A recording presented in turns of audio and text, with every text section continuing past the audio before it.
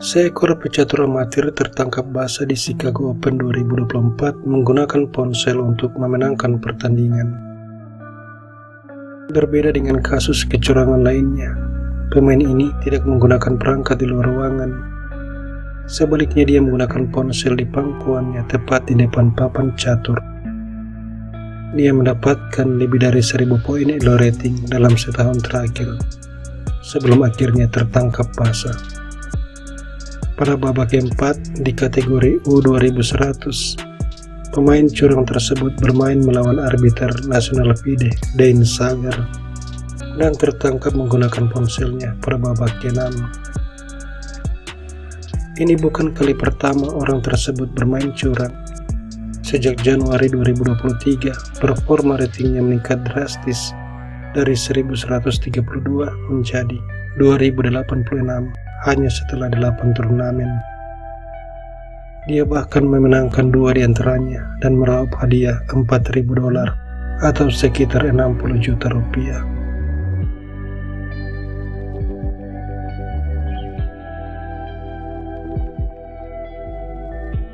Ini adalah game yang mereka mainkan yang membuat Dane Sager curiga.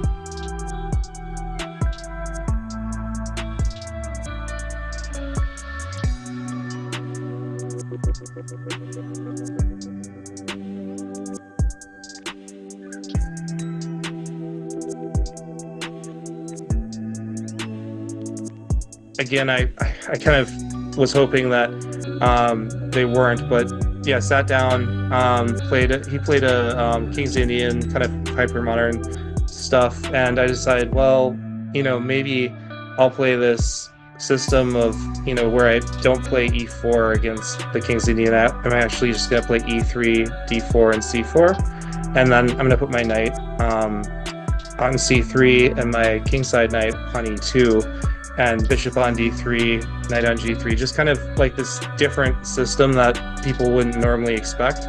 But the bizarre thing was he spent only about 15 minutes just on the entire game, so he was just, besides looking down every once in a while, was playing extremely fast, and played one move in particular where he just hung a pawn, it looked like, just to gain a square. Just very bizarre. Langkah khusus yang dimaksud Sager adalah langkah ke-10 pion B5. Pemain dengan elo di bawah 2100 mustahil menemukan langkah ini hanya dalam waktu kurang dari 30 detik, sebab ini adalah langkah posisional yang sangat dalam. Sekarang jika pion dimakan dengan pion, ini akan melemahkan pion sentral D5. Maka Sager memakan dengan kuda. Tapi kemudian hitam melepas serangan posisional yang membuat dirinya memiliki 3 pion bebas pada akhirnya. Dimulai dengan gajah menyerang menteri ke A3, kemudian kuda diusir, kembali ke petak C3, otomatis menutup pengawasan menteri terhadap petak D3. Akibatnya gajah ke D3. Menteri mempertahankan pion, dan kembali langkah posisional yang sangat kuat, menteri diadu. Menteri tidak bisa ditukar sebab pion C terancam hilang, dan posisi putih akan kolaps. Maka menteri mundur menyerang gajah, merelakan gajah makan pion. Kemudian setelah benteng B1, menghindarkan diri dari tekanan gajah gelap, hitam melangkah menteri F5. Sager menggerakkan gajah, menghubungkan kedua benteng dan menteri, tapi kuda makan pion. Sager membalas forking, namun kuda makan kuda.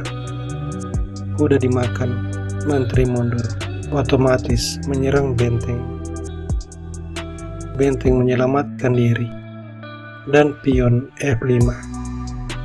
Gajah E1, lalu pion makan pion. Kuda makan, gajah makan pion. Benteng menyerang gajah, tapi hitam mengabaikan dan berbalik menyerang kuda. Dein Sagar menyelamatkan kuda, namun menteri makan pion, dan hitam punya 3 pion bebas. Orang ini jelas bermain seperti Magnus.